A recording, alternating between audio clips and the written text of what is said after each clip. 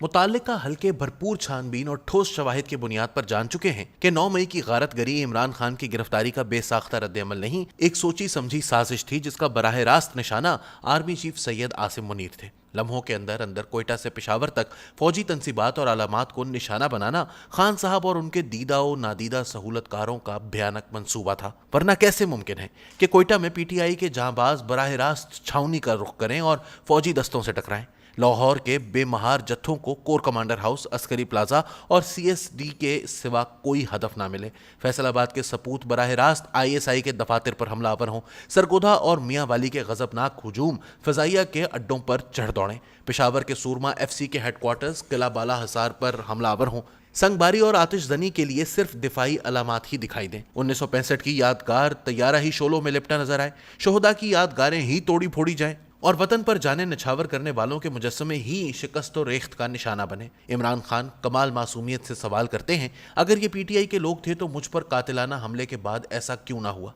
सीधा साधा जवाब यह है कि आपने उस वक्त ऐसा मंसूबा तैयार नहीं किया था। 2018 में फौज की आरास्ता पैरास्ता बग्घी में सवार होकर किसरे इक्तदार में जलवा अफरोज होने और फिर कमोबेश 3.5 साल नौ ब्याहता दुल्हन जैसे नाज नखरे उठवाने के बाद इमरान खान ये नतीजा अख्ज़ कर चुके थे कि अपोजिशन को कुचलने, इसके हर वार से बचने, अदालतों से मतलूब फैसले लेने, कारकर्दगी और खुए दिलदारी के बगैर भी तहादियों को इक्तदार की माला में पिरोए रखने और किसी ना हमवारी के बगैर हुकूमत किए जाने का नुस्खा कीमिया ये है कि फौज का सिपह सालार एक जानसार पासबान की तरह पहलू ब पहलू खड़ा रहे। कम लोग जानते हैं कि पीटीआई के पूरे अहदे हुक्मरानी में पार्लियामेंट हाउस का एक कमरा फौज के ज़ेरे असर एक हुमा मुक्तदर एजेंसी के अफसर के लिए वक्फ था। दोनों ऐवानों में पूछे जाने वाले सवालात से कानून साजी तक तमाम अमूर इस हुमा मुक्तदर अहलकार के दस्ते कुदरत में थे। इस बंदोबस्त को इमरान खान 1 पेज का नाम दिया करते थे।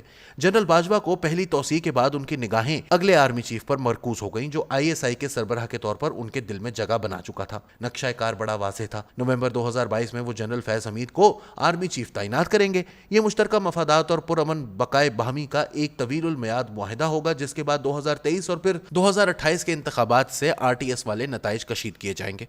खान साहब का इक़्तिदार 2033 तक बरकरार रहेगा। इस अशराए मुबारका में वो अपने सियासी हरीफों का कचूमर निकालकर इस इक़्तिदार कुल्ली के साथ हुक्मरानी करेंगे, जिसका नमूना हिटलर और मुसोलिनी छोड़ गए हैं। इस मंसूबे में खंडत पड़ने के कई असबाब थे। पहले जनरल बाजवा ने बताया कि करप्शन आपके घर तक आन पहुंची है, खबर लें। फिर जनरल सैयद आसिम मुनीर ने दस्तावेजात और शवाहिद दिखाते हुए खबरदार किया। असबाब और भी थे, यहाँ तक कि तहरीक अदम एतमाद ने दस्तक दी और इमरान खान हवास बाख्ता हो गए। बहुत हाथ पांव मारे, लेकिन सहारे को एक तिनका भी ना मिला। हुकूमत गंवा देने के बाद इमरान खान और उनके अहालियों मवालियों का नया मंसूबा यह था कि किस तरह जनरल फैज को सिपा सालार की मसनद बुलंद तक पहुंचाया जाए। अगर ऐसा ना हो सके तो दूसरा जर्नैल कौन होना चाहिए? ये भी ना हो तो किस तरह सारी तवानाइयाँ आसिम मुनीर का रास्ता रोकने पर मरकूज कर दी जाए। इन अहदाफ पर निगाह रखते हुए इमरान खान ने तरह तरह के अनघड़ और बेढब बयानात देकर पहली बार इस तकर्रुरी को मुतनाज़ बना दिया। इसे जलसों, जुलूसों, चौकों, बाजारों में ले आए। मौसर जगहों पर बैठे सहूलतकार उनकी पुष्ट पर खड़े थे। झूठ पर मबनी एक बेसरोपा कहानी एक बरादर दोस्त मुल्क तक पहुंचाई गई। नादरा में नकब लगाकर सैयद आसिम मुनीर के लवाहिकीन के कवाइफ और निजी मालूमात हासिल की गई। ये सब अहलकार गिरफ्त में आए और अंजाम को पहुंचे। कुछ दास्तानें और भी हैं। शायद आप हैरान हों कि लंदन में नवाज शरीफ तक पहुंचने वाली सिफारिशों में एक तवाना सिफारिश जनरल फैज हमीद के लिए भी थी। जमानत देने वाले ने क्या पेशकश की, इसका तस्करा मैं फिर कभी करूंगा। इतनी बात मैं पूरे वसूख और ज़ाती मालूमात की बुनियाद पर कह सकता हूं कि अगर नवाज शरीफ अपनी रिवायती इस्तकामत ना दिखाते तो मंजरनामा मुख्तलिफ भी हो सकता था।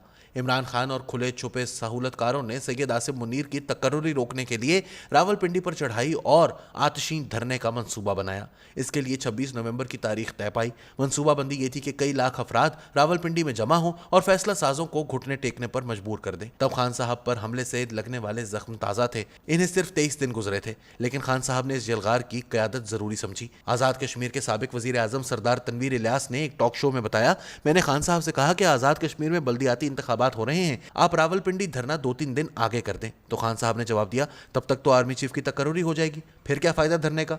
पंजाब, खैबर पख्तूनख्वा और आज़ाद कश्मीर में अपनी हुकूमतें होते हुए भी इमरान खान काबिल ज़िक्र मजमान ना लगा सके। शिकस्ता दिल होकर धरना दिए बगैर वापस चले गए। 29 नवंबर को अनहोनी हो गई। شکست خواب کے بعد عمران خان نے 5-6 ماہ پر محیط شب غم کس طرح کاٹی یہ صرف وہی بتا سکتے ہیں۔ اس عرصے میں وہ اور ان کے سہولتکار اپنے ہدف سے غافل نہ رہے۔ سوشل میڈیا پر آرمی چیف کو غلیظ حملوں کا نشانہ بناتے ہوئے فوج میں دراڑیں ڈالنے کی منظم کوششیں جاری رہیں۔ عمران خان کھلے بندوں آرمی چیف کو تمام مسائل اور اپنے سارے مصائب کا سر چشمہ قرار دینے لگے۔ ان کی لابنگ فرمیں متحرک ہو گئیں۔ اسلام آباد کے سفارت خانوں سے رابطے بڑھ گئے۔ سی پیک دشمنی مشترکہ ایجنڈے کا اہم نقطہ بنی۔ چین، روس اور ایران سے بڑھتی قربت کا ڈراؤنا خواب تراشا گیا۔ پی ٹی آئی کے پرستاروں کی رگوں میں بارود بھرا گیا۔ عمران خان ریڈ لائن قرار پائے۔ داخلی اور خارجی سہولتکاروں نے منصوبے کے خد و خال سنوارے۔ اس کے لیے وہ دن طے پایا جس دن عمران خان کو گرفتار کیا جائے گا۔ اندرونی حلقوں نے عمران خان کو باور کروا دیا تھا کہ فوجی تنصیبات بالخصوص شہداء کی یادگاروں پر حملہ آرمی چیف کی کمزوری اور ناقص پالیسیوں سے تعبیر کیا جائے گا، سو ایک زبردست ارتعاش پیدا ہوگا اور عاصم منیر اس کی لپیٹ میں آ جائیں گے۔ ایسا کچھ نہ ہوا۔